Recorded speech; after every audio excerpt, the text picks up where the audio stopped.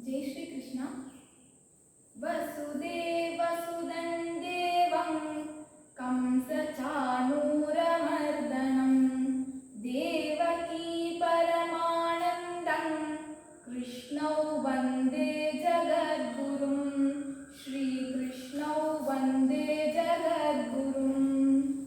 ॐ श्री परमात्मने नमः। श्रीमद्भगवद्गीता अथ द्वादशोऽध्यायः। अर्जुन उवाच एवं सततयुक्ता ये भक्तास्त्वां पर्युपासते ये चाप्यक्षरमव्यक्तं तेषां के योगवित्तमाः। श्रीभगवानुवाच मय्यावेश्य मनो ये मां नित्ययुक्ता उपासते श्रद्धया परयोपेतास् ते मे युक्ततमा मताः। ये त्वक्षरमनिर्देश्यम् अव्यक्तं पर्युपासते सर्वत्र गमचिन्त्यं च कूटस्थमचलं ध्रुवम्। सन्नियम् इन्द्रियग्रामं सर्वत्र समबुद्धयः ते प्राप्नुवन्ति मामेव सर्वभूतहिते रताः।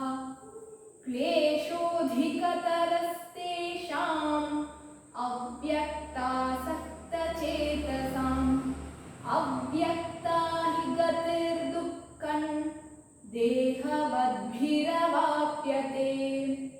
ये तु सर्वाणि कर्माणि मयि सन्न्यस्य मत्पराः अनन्येनैव योगेन मां ध्यायन्त उपासते तेषामहं समुद्धर्ता मृत्युसंसारसागरात् भवामि न चिरात् पार्थ मय्यावेशितचेतसाम्।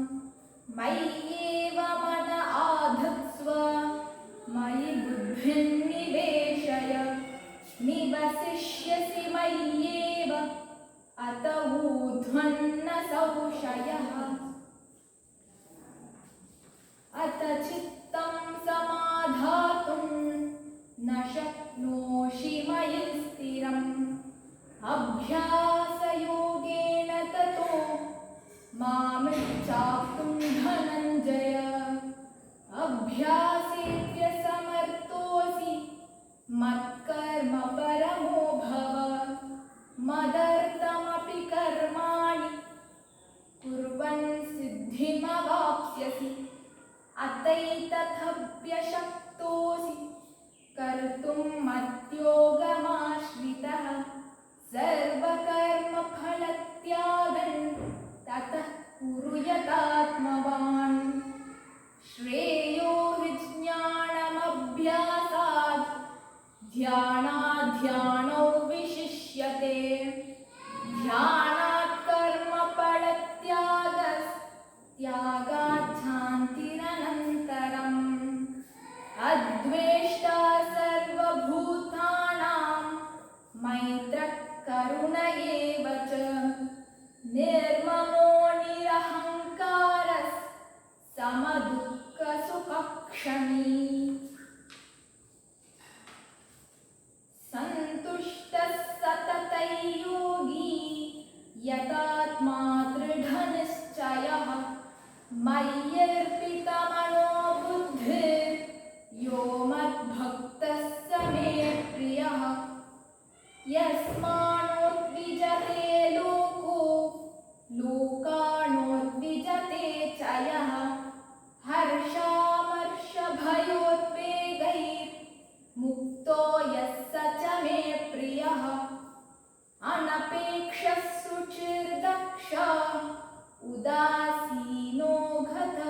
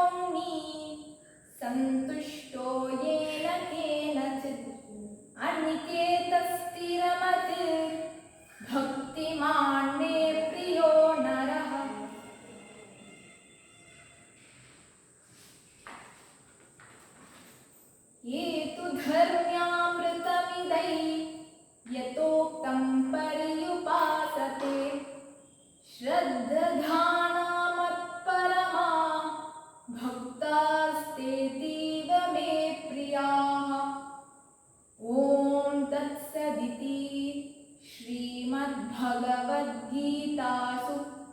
उपनिषत्सु ब्रह्मविद्यायां योगशास्त्रे श्रीकृष्णार्जुनसंवादे